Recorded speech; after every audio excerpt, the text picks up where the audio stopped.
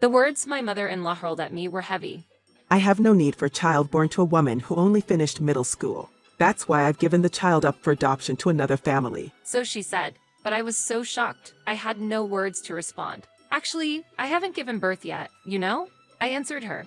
Faced with this shocking truth, I informed her that I hadn't yet become a mother. This misunderstanding would lead to an unexpected outcome for my mother-in-law. My name is Emily, a 28-year-old homemaker. My husband, Kyle, graduated from a national university and works for a prestigious company. On the other hand, due to certain circumstances, I only completed middle school education. I felt a gap in social status between my husband and me, but he valued my personality highly, which led to our marriage from our courtship. Kyle's family is perhaps old-fashioned but was tolerant about education. My father-in-law didn't value women's educational background, which, ironically, was a relief for me, a woman without higher education, in today's society. However, 2 years into our marriage, we were faced with the sudden death of my father-in-law in a car accident. Considering my mother-in-law's niece living alone, we decided to live nearby, though not together. She depended excessively on Kyle, often calling him over. Since he was very busy, I frequently went in his stead. Kyle did try to respond as much as he could and told me I didn't need to go out of my way, but understanding her anxiety after losing a loved one,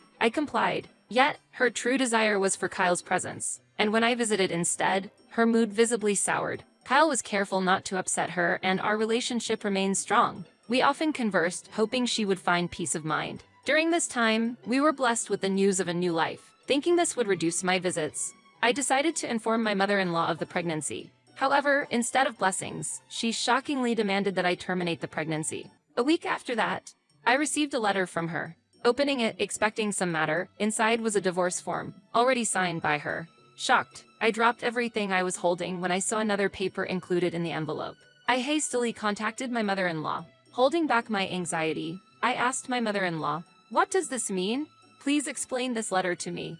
Oh, you've read the contents, I see. Well, please make sure to submit it to the office without delay. I noticed a marked change in my mother-in-law's attitude since learning of my pregnancy. She treated me dismissively only when Kyle was not around. I'll take it as harassment that you'd even consider the divorce papers. But what about this marriage certificate with yours and Kyle's names on it? I asked in disbelief.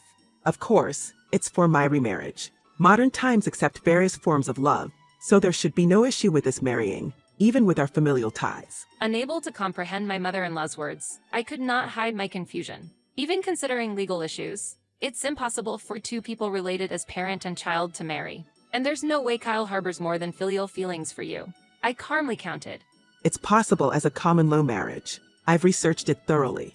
A child born to a low-educated woman like you is utterly unacceptable. Even at my age, I can still conceive. I found out on the internet that the oldest age recorded for childbirth is 57. There's still time for me, so let's proceed with the paperwork quickly. I found my mother-in-law's proposal unacceptable and was deeply disturbed by her true intentions. The way she viewed her son as a target for such thoughts, and her twisted desire to want his child at her age, made it difficult for me to stand, let alone bear such thoughts. Even if she wasn't pregnant. "I'll discuss this matter with Kyle," I responded. Make it quick. I don't have much time left. And with that, the mother enlarged me.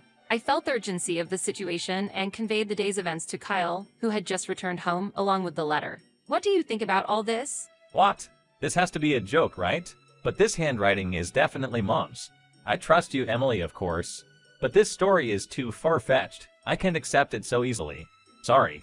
Kyle said, clearly perplexed. It would be difficult for anyone to remain calm in such a situation. Well, that makes sense. I'm thinking of taking some distance for a bit. Sometimes, even when you're physically close, you need to take a step back. That's true.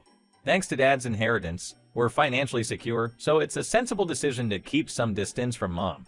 Kyle, looking thoughtful, began to speak as he pushed up his glasses. I don't want to speak ill of Kyle's mom, but we will soon have our own child. I'm worried that her resentment might be directed at our baby. That must absolutely be avoided. Of course, her attitude towards you is already inexcusable. I understand, and I will resolve this issue. She looks down on you because of your education, so no matter the logic, she won't listen. I'm truly sorry for my mother's behavior. And with that, he apologized deeply. Kyle always behaved like a gentleman, protecting me, even in the middle of a dispute. At our engagement party, which included friends, not just the mother-in-law, there were surprises. Well, you didn't finish high school. Can you even keep up in conversation? Could you leave, please? It seems that even with the same level of education, we can't communicate with you. Thanks to him, I never felt inferior about my education. Since his mother wouldn't do certain things in front of Kyle, her intentions were clear, allowing me to come to terms with them to some extent. Kyle understood this situation too, hoping that by putting some distance between us, our family would eventually harmonize better. However, before we could intentionally create space, the mother-in-law closed the distance unexpectedly. While out for a walk, I saw her approaching quickly from a distance. Without time to lament my misfortune, she approached with a smile. Well, what a coincidence to see you here. Oh, what a cute baby. Hello. Yes, this little one is just a month old. I wanted to end the conversation quickly and leave, but with a stroller and my late 50s mother-in-law, it wasn't easy to walk away. I had recently gained weight and wasn't confident in my physical strength. The weather was clear and I had intended only a short walk, carrying hardly any drinks or money. At a vending machine, I bought a sports drink and was catching my breath in the shade, timing my return home. Oh, I'm so thirsty. Could you share that drink with me? And she took the drink from my hand and quenched her thirst. I couldn't hide my surprise as I asked her, "Why did you drink it all? Could you please go buy another one?" She noticed my heavy breathing and said with concern, Oh, you're breathing heavily. Could it be heat stroke? That's very dangerous. I'll call an ambulance right away. My mother-in-law quickly used her smartphone to call for an ambulance. Soon, the ambulance arrived, and I was placed on a stretcher. My head spinning and unable to answer the paramedics' questions, the mother-in-law said, I am the mother-in-law. I'll bring all the necessary documents like the insurance card later. So please let me know which hospital you're taking her to. I'll take care of the child. My head was spinning, and as I tried to speak, the mother-in-law kept asking, "Are you okay?" Shaking me, making my consciousness fade. In the midst of losing consciousness, the mother-in-law's smirk looked terrifying. When I was awake, Kyle was standing beside my bed. I passed out. I murmured, Just lie down for a while. You had a mild case of heat stroke. There's nothing to worry about thanks to you being in the shade and the paramedics' prompt response. Kyle said, a look of relief on his face, tears barely visible in his eyes. With a knock, the mother-in-law entered the room. Oh, you're awake. Good to see you're looking well. She said, but there was no joy in her face. If anything, she looked disappointed to find me alive. But at that moment, none of that mattered to me. Where is the child? Please tell me about the baby. The child. I've already sold the child. When people hear an answer so unfathomable, their thoughts can freeze in an instant. Both I and Kyle were left in stunned silence. Mom, you're joking about selling a child, right? No, I arranged for an adoption. It's your child, after all. A couple I know couldn't have children and were distressed. So I suggested it. They were very grateful and the money they gave was purely voluntary. When you think about it, not going through with the abortion turned out to be the right decision. It didn't cost anything. In fact, it turned into an income. Kyle was visibly furious, the angriest I had ever seen him. Why would you do such a thing? His gaze was no longer that of a son looking at his mother. Even though the child's safety had been confirmed, the mother-in-law did not stop. She tried to justify her actions. I hate to say this, but considering the child's lineage, a child with middle school level blood could be a nuisance, right? It could taint the genes of a smart child. I may not be educated myself, but I always test my knowledge with quiz games. So, a child born from pure lineage should grow up perfect. I stated this. Kyle was puzzled by her logic. Mom, what are you talking about? It's also said that the same blood can cause problems. Please just give the child back. Be quiet. How dare a high school dropout speak up? The mother-in-law raised her voice. A nurse rushed in to check on the commotion, becoming a witness to the scene. That child is precious to us. Kidnapping and transferring to a third party is an unforgivable act. Kyle and I have discussed it, and we've decided to cut ties with you and to report this to the police. That's unfortunate. But family issues like theft don't become criminal, something a high school dropout wouldn't understand. Children are not objects for money. Even with the intention of guardianship, selling to another person is, by normal standards, unacceptable. I calmly announced to the mother-in-law. Unfortunately, even if it doesn't become a legal crime, it will result in a criminal record. This is our final warning. Please return the child. Meanwhile, Kyle stood firm, and behind the mother-in-law was the nurse. With my safety secured, I confidently picked up my smartphone. Intimidation won't work on me. You've seen the true nature of your wife, threatening your own mother-in-law. Come on, divorce her and stay with me. My head is getting all mixed up. I should have dealt with this sooner. Maybe Mom went crazy from the shock of Dad's death. He pressed his forehead with his finger, probably making a decision. Mom, this is my final command. Return the child now. If you don't, this won't just be a family matter anymore. I don't need a child born to a high school dropout like you. That's why I gave the child up for adoption to another family. However, the mother-in-law was making a significant mistake. I haven't given birth yet, you know? Can't you see my belly is still big? What? Then whose child is this? You mean to tell me you were just overweight? The mother-in-law was astonished. I firmly corrected the mother-in-law's misunderstanding. That's quite rude. Well, it's true I'm concerned about my weight. I didn't expect you to jump to conclusions so quickly. And honestly, I'm quite upset with your references to me as that one or this one. Actually, the child is the son of Kyle's company president. I met his wife by chance at the gym and we became friends. She had just given birth and hasn't been feeling well, so I was taking care of the baby during a walk. I intended to return the baby right away, but I ran into you and this situation unfolded. I explained the whole situation. So mother, you actually kidnapped a stranger's child and even claimed to have sold it. It's confirmed that the child is safe and the president has been informed of the situation. The couple you said sold the child. That's the child of your close friends. They contacted the company. They took the child in because they felt something was off when suddenly presented with the baby. Indeed, anyone would be suspicious seeing a newborn in the hands of a grandmother, not the mother. Faced with our series of points, the mother-in-law was just sweating with panic and confusion. Such. He wasn't suspected of anything when I handed over the child. The mother-in-law tried to defend herself. I stated calmly, of course, it's not normal to be handed a child under such circumstances. Fortunately, the ladies understood the situation and let it pass with their generous hearts. But it was potentially a life-threatening risky act. Of course, we do not intend to forgive you, and we are considering reporting this to the police. At the mention of the police, the mother-in-law finally seemed to recognize the seriousness of the situation. The police. Isn't that a bit much? If they forgive me, isn't that enough? They forgave Emily. I told the president and his wife that I wouldn't mind them reporting it to the police. Despite that, the wife gave us a chance, even though the child was in a kidnapping situation. And yet, you show no sign of remorse. The mother-in-law began to grovel to Kyle in panic.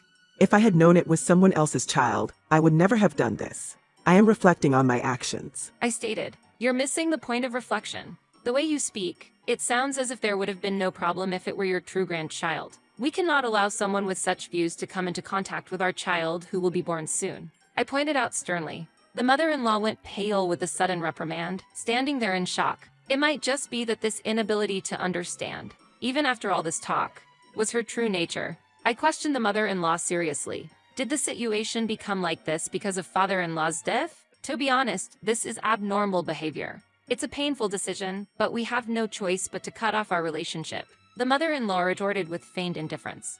A break with you won't affect me at all. Kyle, please, divorce her and come to me. The mother-in-law spread her arms as if to welcome Kyle. Kyle declared resolutely, I've said it multiple times, but I also intend to cut ties with you, mother.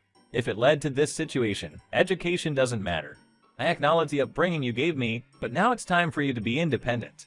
Accept your punishment and live quietly. As a last act of filial piety, I will arrange for any necessary facilities or hospitals. First, you need to accept your crime. As a future father, I can overlook this incident. The terror of a child possibly being kidnapped, the agony of not knowing their safety. Even you should understand that feeling. We can't entrust a child to someone in such a state. The mother-in-law became furious. No, absolutely not. If Kyle leaves me too, I can't go on living. I couldn't hide my anger. To take life so lightly is unforgivable. I've endured because you're Kyle's mother, but this is the last straw. The mother-in-law resisted. What are you talking about? You can understand my feelings. Before the mother-in-law could finish, Kyle explained why I was so angry. Mom, actually, Emily's parents died in a big fire. They were protecting Emily. Kyle said quietly. After that, I was raised by my grandparents, who weren't wealthy, and I started working right after middle school. I'm hearing this story for the first time. The mother-in-law said with surprise. It's not something that can be easily discussed. And no matter the circumstances, it's wrong to look down on people because of their education. The arsonist, just because he was a minor, hurt people, and then tried to escape responsibility. A self-centered individual. Just like you are now, mother. Kyle continued. At Kyle's words, the mother-in-law seemed to be crushed, starting to cry. Don't cry now. Taking a child from its parents is unforgivable, no matter the reason. Tommy, you are the same as the arsonist back then. Father-in-law died for an unjust reason. Don't you understand that? I questioned her mother-in-law. If you had just talked to me, I might have. The mother-in-law stammered her words. I sighed and said, it's an impossible discussion if you can't understand something that doesn't need to be spoken about. Kyle skeptically watched a commotion in the hospital room and said, Mother probably thinks we're joking about the estrangement and reporting to the police.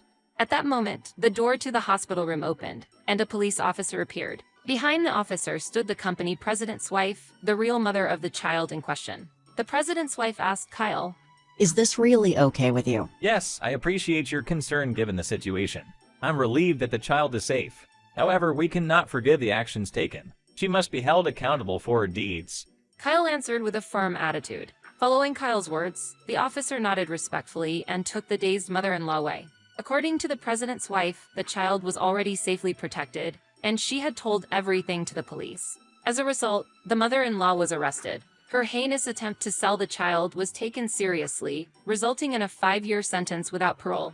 This was a harsh verdict considering the maximum sentence could have been 7 years. By the time she is released, it is unlikely she will have the energy to pursue us. In light of these events, Kyle expressed his intention to resign, but the president and his wife advised him to fulfill his duties for the sake of our soon-to-be-born child. Their kindness was impressive. Kyle will undoubtedly continue to make significant contributions to the company. In a subsequent conversation with the president's wife, she expressed concern for my health and consoled me, knowing the cause of the incident was the mother-in-law. She also suggested that once our child is born, we should spend time together, and I was deeply moved by her compassion. Later, I had the chance to reunite with the mother-in-law's friend. She confessed that she had taken in the child reluctantly, sensing the mother-in-law's erratic behavior and not knowing what would happen if she refused. She was also angry about the mother-in-law's lack of consideration for pushing her infertile son and his wife to take the child, a story that had become well known, leaving the mother-in-law with no place to return to. I can't meet my deceased parents, and the mother-in-law, alive yet unable to meet anyone, might be suffering more than I have experienced. I don't sympathize, but the irony is not lost on me.